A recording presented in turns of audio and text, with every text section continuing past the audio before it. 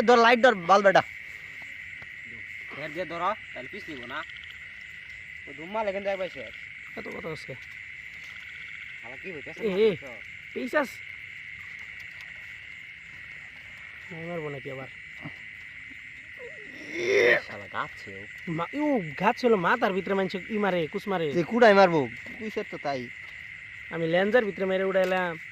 শালা প্যাচ দিছে বান দিছে এই দেখো এ রে এই যে ছড়াইছে এটা রক্ত বাড়া শুরু করছে কত বিরাট যায় ওই যে আবার মারতাছে